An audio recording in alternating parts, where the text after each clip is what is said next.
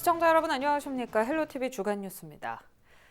경남 유일의 집창촌인 창원 서성동 성매매 집결지를 공원으로 탈바꿈시키기 위한 청사진이 나왔습니다. 창원시는 오는 2024년까지 공원 조성을 목표로 남아있는 성매매 업소 청산 작업에 속도를 내고 있습니다. 보도에 표영민 기자입니다.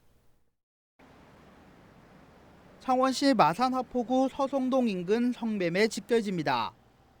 이곳의 역사는 1905년 마산항 개항 이후로 거슬러 올라갑니다. 115년 넘게 자리해온 성매매 업소는 이제 역사의 뒤안길로 사라지게 됐습니다. 창원시가 성매매 집결지내 유흥업소를 철거하고 이곳을 시민들을 위한 공원을 조성하기로 했습니다. 이를 위해 우선 영업 중인 성매매 업소 폐쇄 작업에 속도를 내고 있습니다. 업주들과의 수차례 실랑이 끝에 지난해 12월 집결지 입구에 방범용 CCTV 설치를 완료한 창원시는 업소를 대상으로 보상 협의도 진행하고 있습니다. 국유지 무단 점유 부분에 대한 조치, 건축물에 대한 무단 정축에 대한 조치도 같이 병행해 나갈 것입니다. 이러한 강력한 행정 조치와 더불어서 그 지역을 공원화해서 시민의 품으로 돌려주고자 하는 절차가 최종 목표가 되겠습니다.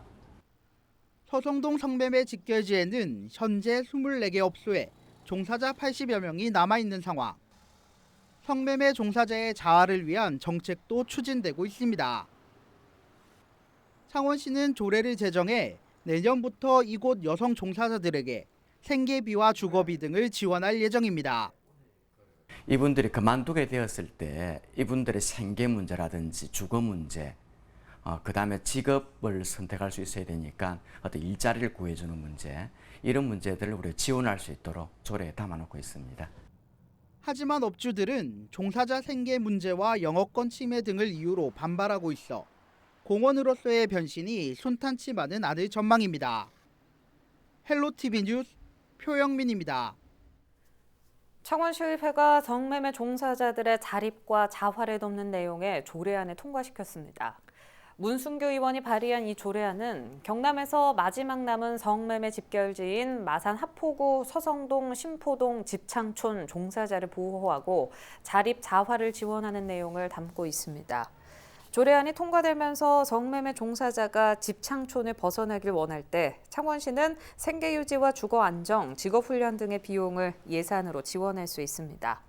한편 창원시는 최근 해당 지역을 폐쇄하고 근린공원으로 개발할 계획입니다.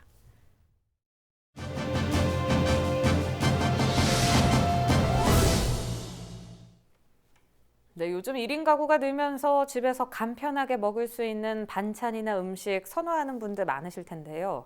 이런 분위기를 반영해 김해시가 지역 식품 가공업체에서 만든 간편식을 김해의 동네마트인 나들가게에 판매하는 지역 특화 상품을 개발해 눈길을 끌었었습니다. 누이 좋고 매부 좋게 시작했던 수로왕가와 수로왕찬 출시 6개월째 제대로 운영이 되고 있을까요? 현장 점검 360도에서 짚어봤습니다. 소세지 요거 2개 많은. 지난해 10월 나들가게 특화 상품 출시를 알리는 품평회 현장입니다. 다양한 음식들이 차려지자 사람들의 발길이 이어지고 즉석에서 식품을 시식하고 구매하기도 합니다. 수로왕차는 각종 반찬류를, 수로왕가는 매일 배달되는 도시락이나 김밥, 각종 가공식품을 뜻하는 지역 특화 브랜드로 출시 전부터 관심을 끌었습니다. 편의점에서 즉석 식품 같은 거를 저희가 접할 수가 있는데 동네 가게에서 안전하게 또 그런 부분을 접할 수 있다는 게 기대가 되고 참 좋을 것 같습니다. 제 생각으로는. 수로왕창과 수로왕가의 핵심은 지역입니다. 김해에서 재배한 농산물을 재료로 김해 지역 식품업체에서 간편식, 반찬류 등을 만들고 동네 마트에서 제품을 판매하는 지역 특화 상품. 원재료부터 제조와 최종 유통까지 모든 과정이 김해에서만 이뤄지는 특수성이 있는 만큼 품평회부터 보도가 쏟아졌습니다. 이렇게 큰 관심과 기대 속에 이 지역 특화 상품은 지난해 12월 말 동네 슈퍼 나들가게에서 선보이게 됩니다.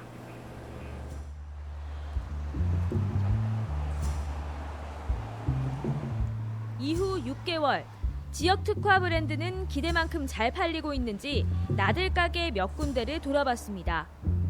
수로왕가나 수로왕찬이란 브랜드명이 붙은 식품은 없습니다. 이렇게 지역 특화 상품 코너까지 마련했지만 정작 안쪽에 들어있는 식품들에서는 수로왕가와 수로왕찬을 찾아볼 수 없습니다. 한 가게 업주는 아직까지 납품된 적이 없다며 어떻게 된 거냐는 반응입니다. 아예 안 들어왔어요. 아니 좀 신청은 했는데 그때 코로나 때문에 안 된다 그래서 계속 기다리고 있어요. 올해 초 잠시 납품이 됐던 한 가게도 갑자기 사라진 이유가 궁금하기만 합니다. 또 다시 가져가서 뭐 하고 안 가져왔거든요. 그게 아무 소식 없었고 저희 그때 이 다리를 아예 다 비워서 그거 반찬 넣으려고 이렇게 하고. 수로왕가와 수로왕찬 납품이 중단된 이유는 뭘까? 또 다른 가게로부터 이야기를 들을 수 있었습니다. 계속 꾸준히 오시는 분들 계신데 있는데 유통기한이 짧아가지고 다 버리는 거예요. 보통 편의점이랑 다르거든요, 저희가 해.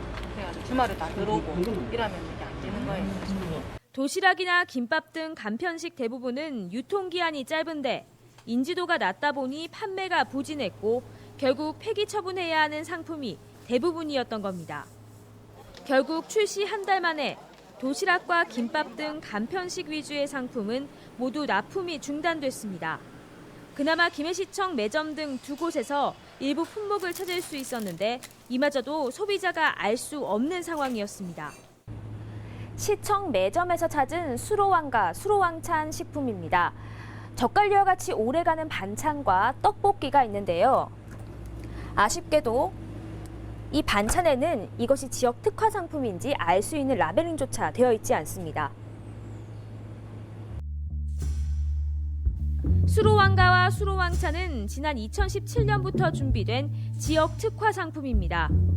이 사업에 뛰어든 식품 가공업체는 24곳, 식품 종류만 195개에 달합니다. 정부의 나들가게 육성 지원 사업 중 하나로 2017년 4,400여만 원, 2018년 5,350여만 원, 2019년 7,400여만 원 등 1억 7천여만 원의 세금이 투입됐습니다. 3년이란 긴 시간 동안 1억 원을 넘게 들여 준비했는데 소비자의 반응 예측에 실패했고 출시 한 달 만에 납품을 중단할 수밖에 없었습니다. 제조 생산하는 업체와 나들가게, 소매점이죠. 그죠? 상생을 하면서 동시에 이걸 좀 살려보자는 차원에서 접근했습니다. 생각과 달리 이게 소구력이 없었습니다. 이 수요층이 작다 보니까 반품이 계속 일어나는 거예요. 또 지금 현재 특화 상품 우리가 PBS 상품을 만드는 게 또 대기업에서 생산되는 품목이 또 겹쳐지는 상품이 있어요. 그게 경쟁력이 없어지는 거예요. 현 시점에서 가장 시급한 건 시민들에게 수로왕가와 수로왕찬 브랜드를 알리는 일입니다. 김해시는 포장지 개선과 대형마트 입점 홍보를 준비하고 유통 단계를 전문화하는 등 체질 개선에 돌입했습니다. 상표를 포장지에, 포장 디자인에 적용을 해가지고 생산을 해서 시행을 하자. 이렇게 접근해서 올 7월 하반기에 이 상품을 일단 1차 출하를 하려고 계획을 잡고 있습니다. 브랜드 인지도를 높여야 되겠다. 그래서 지금 현재 대기업 마트, 대형 마트에 우리가 특화 코너를 만들어서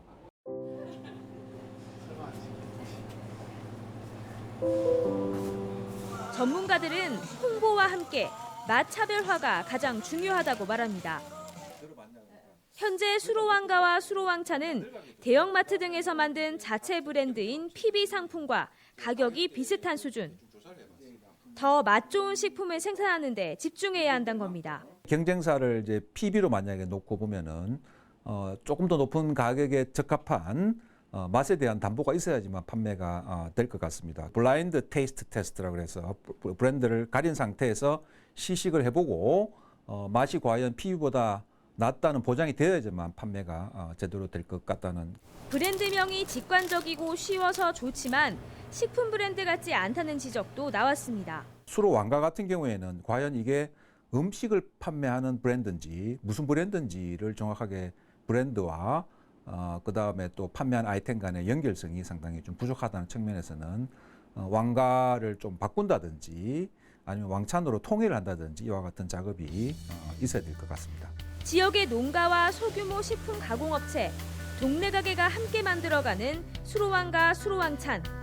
의미 있는 동행으로 시작된 지역 특화 상품이 진정한 지역 상생으로 이어질 수 있을지 지켜봐야 할 일입니다. 헬로티비 뉴스 장보영입니다.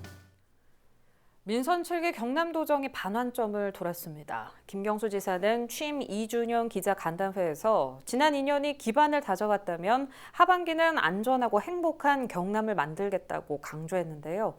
이와 함께 도민과의 약속을 지키기 위해선 적어도 8년은 필요하다는 표현으로 에둘러 재선의 의지도 내비쳤습니다. 권정숙 기자입니다.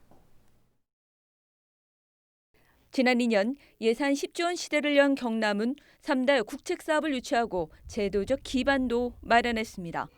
하지만 발목을 잡은 드루킹 관련 사법적 문제는 김경수 지사에게 아픈 손가락입니다. 도정을 시작하면서부터 아무래도 사법적인 어려운 과정을 함께 밟아서 여기까지 지금 계속하고 있기 때문에 정말 100% 온전히 도정에만 전념할 수 있었으면 하는 그런 아쉬움이 좀 있습니다. 가능한 한 최선을 다해서 잘 마무리하고 아쉬웠던 만큼 더 후반기는 열심히 할 수 있도록. 하반기 김 지사의 도정 목표는 안전하고 행복한 경남입니다. 이를 위해 스마트, 그린, 사회적 3대 뉴딜 정책과 함께 청년, 교육인재, 동남권 메가시티 등의 중점 과제가 추진됩니다. 이러한 도민과의 약속을 지키기 위해 김 지사는 4년은 부족하다는 말로 재선에 대한 뜻을 에둘러 표현했습니다. 2년, 4년 만에 마무리 짓기 쉽지 않은 그런 현안들이 많습니다. 성과를 내고 약속을 지켰다라는 그런 평가를 받으려면 적어도 한 8년 정도의 기간은 좀 필요한 것 같아요. 도정을 해보니까. 그래서 어쨌든 그런 좀 도민들로부터 약속을 지켰던 도지사로 기억되고 싶습니다. 신공항 확장 문제에 대해선 이제 끝을 내야 하는 시기이며 결과가 나오게 되면은 동남권 신공항으로 인한 갈등은 마무리되는 그런 과정이 꼭 필요하다. 동남권 신공항 검증위원회 이후에 이 신공항 문제를 어떻게 풀어갈 건지에 대한 대책이 확정과 함께 준비되어야 된다라는 요청을 드렸다는 말씀을 드리고요. 노선 갈등을 빚고 있는 남부 내륙 고속철도에 대해선 노선 변경보다 시민 불편 해소를 제시했습니다. 노선 갈등으로 인해서 착공이 지연되거나 문제가 생기는 일은 없도록 하겠습니다. 그런 일은 발생하지 않습니다. 두 번째로 창원시가 요구하는 KTX에 관한 요구는 저는 창원 시민들의 불편을 해소하는 방향으로 반드시 대안이 나와야 한다 이렇게 생각합니다.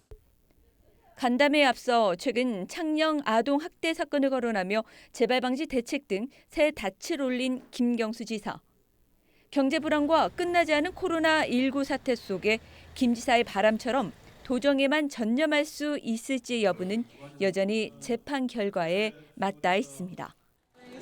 헬로티비 뉴스 권정숙입니다. 리퍼브 매장이라고 들어보셨는지요? 단순 반품 제품이나 제조 과정 중 흠집이 생긴 제품을 할인해서 판매하는 매장을 말하는데요. 경기 불황에 코로나19 사태로 어려움을 겪고 있는 지역 유통업계의 새로운 대안으로 떠오르고 있습니다. 구지은 기자가 보도합니다. 김해에 위치한 한 리퍼브 전문 매장. 가전, 가구 제품부터 스포츠 유아용품까지 수만 가지의 생활용품들이 가게 안을 꽉꽉 채웠습니다. 이 모든 제품들은 리퍼브 제품으로 구매 후 단순 변심으로 개봉하지 않고 반품된 새 제품이나 제조 과정 중 흠집이 발생한 제품들입니다. 성능이나 외관상으로는 새 상품과 거의 차이가 없어 실속을 따지는 소비자들에게 인기가 좋습니다. 일단은 저렴한 거가 제일 크고요. 종류가 이제 여기는 조금 다양하니까 제가 시중에 못 봤던 것도 있을 수도 있고 가전도 여기서 테스트를 다 해보고 사갈 수 있어서 있게끔 해주셔서 다 만족은 하고 있는 편이에요. 괜찮더라고요. 사용감도 좋고. 온라인 구매 가격보다 적게는 30%, 많게는 80% 가까이 할인된 가격으로 제품을 구매할 수 있는 리퍼브 매장. 코로나19 여파로 실속을 추구하는 소비자가 늘면서 최근 주말이면 1000여 명의 방문객들이 이곳을 찾고 있습니다. 특히 리퍼 제품의 특성상 소비자들이 직접 제품을 보고 고르는 것이 일반적이지만 최근에는 비대면 접촉이 늘면서 온라인에서 리퍼브 제품을 사는 소비자도 늘고 있습니다. 코로나19로 인한 영향은 있지만 그래도 리퍼에 대한 인식이 달라져서 지금은 그래도 인기는 상승하고 있습니다. 다른 매장에 비해서는 아무래도 저희 매장에서 고객들이 많이 오죠. 가전과 가구 등의 단순 제품군을 넘어 식품과 자파류까지 점차 영역을 넓혀가고 있는 리퍼브 매장. 천덕꾸러기 신세였던 반품과 전시 제품 등이 소비자들의 똑똑한 소비를 인증하는 새로운 대안으로 주목받고 있습니다. 헬로티비 뉴스 부진입니다. 학창 시절 엄마와 함께 한 교실에 앉아 수업을 듣는다 생각해 본 적 있으십니까? 창원의 한 대학에서 엄마와 딸이 같이 입학을 해 수업을 받고 있습니다. 특히 여성 비율이 상대적으로 낮은 공대여서 화제가 되고 있는데요. 전주현 기자가 모녀를 만나봤습니다. 납땜 작업에 집중하고 있는 정부임 씨. 꼼꼼함이 생명인 납땜 실습은 세심하게 가정을 챙겨야 하는 오랜 주부 경력이 가장 빛을 발하는 수업입니다. 늦게 다시 시작한 만큼 더욱 뜨겁게 열정을 보이고 있는 정 씨의 옆에는 단짝 친구이자 학교 동기, 그리고 딸인 이혜연 씨가 자리를 지키고 있습니다. 50살의 엄마와 23살의 딸은 20학번 한국폴리텍대학 창원 캠퍼스 스마트전자과 신입생입니다. 그리고 마침 딸이 전문 과목보다는 지금 이쪽 계열로 취업하는 게 더 좋은 것 같다, 미래를 위해서 그렇게 말을 하고 본인이 이 학교를 선택을 해서 가겠다 하니 저도 그럼 이참에 나도 관심 있는 분야 어떤 분야일까 하고 호기심에서 같이 오게 되었습니다. 어문 계열을 전공했던 두 사람 모두 공학 계열로 전공을 바꿔 쉽지 않은 학업을 이어나가고 있습니다. 하지만 서로 의지하고 응원하며 공부하면서 이미 학교에선 모범 학생으로도 소문이 날 정도입니다. 더 친밀하게 또 정보도 공유하고 또 서로 또 좀 더 이제 좀 경쟁도 있으면서 이제 좀 더 발전할 수 있는 좋은 방향으로 가고 있기 때문에 암만해도 더 좋은 효과라고. 엄마와 딸이 함께 다니는 것이 불편한 점도 있을 테지만 함께 공부하면서 오히려 더 많은 도움이 되고 있다고 말합니다. 막 엄마랑 어떻게 같이 학교를 다니냐면서 근데 저는 막상 처음에 아무 생각도 없이 그냥 엄마랑 같이 학교도 갈 수도 있지라고 생각을 했었거든요. 이제 시작하신 지 얼마 안 되셨으니까 이제 조금 못 따라오시는 부분들이 조금 있어요. 그래서 그런 거를 이제 제가 먼저 제 거를 끝내놓으면 그 다음에 엄마 거를 바로 이렇게 같이 도와서 같이 끝내주는 그런 게 많은 것 같아요. 아무래도 제가 나이가 50대다 보니 아무래도 학교 생활도 그리고 또 집에 가정일도 있고 그리고 다시 뭔가를 또 새롭게 시작한다는 게 사실 어렵더라고요. 마음가짐이. 그런데 아무래도 딸이 있다 보니까 아무래도 좀 재미있게 아니면 좀 부족한 부분은 딸한테 좀 물어서 같이 하면 되지 않을까 뭐 그런 생각을 하게 돼서 결심을 하게 되었습니다. 집에선 엄마와 딸로, 학교에선 든든한 단짝 친구로 꿈을 향해 도전하는 두 모녀. 꿈을 향해 달려가는 인생 제2의 도전이 시작되고 있습니다. 제 딸로 태어나서 너무 고맙고 그리고 또 앞으로 미래에도 이렇게 화이팅하는 모습으로 계속 쭉 이어나갔으면 좋겠습니다. 딸 화이팅! 네, 저는 일단 항상 친구처럼 건강한 모습으로 옆에 계속 있어줘. 사랑해. 헬로티비 뉴스 전주현입니다.